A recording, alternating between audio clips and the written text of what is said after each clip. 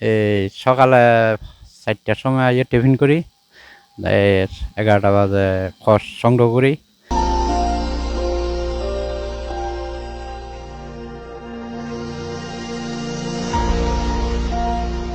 এর পরে খড় সংগ্রহ করে ফ্যাক্টরিতে নিয়ে এটা সিট বোয়াই এটা রোজু শুকর দিয়ে আবার ধুম করে দিয়ে তারপরে এটা ঢাকা চালান করে।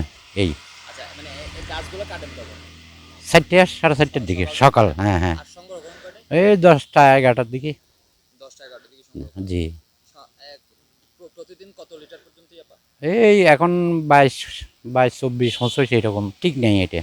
এটা আচ্ছা, এগুলা নিয়ে গিয়ে আপনারা মানে প্রসেসটা কিভাবে করেন?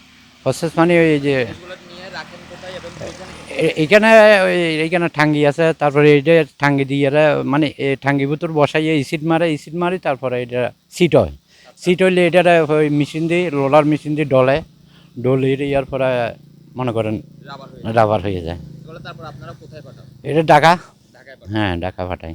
আপনাদের বাৎসরিক আয় কিরকম বা মাসিক আয় কি হয়? এটা আমরা করতে পারবো না, এটা সরকারে। এখানে এটা তো সরকারি হ্যাঁ ইয়ে। সরকারি। সেক্ষেত্রে আপনাদের এখানে কতজন কাজ করে? এইখানে এটা তো বড় দাঁত মারা হয়েছে, সবচেয়ে বড় বাগান হয়েছে এটা, এটা সারা বিশ্বের বাগান। আচ্ছা, এইখানে মনে করেন অনেক লোক, এটা অনেক কাজ।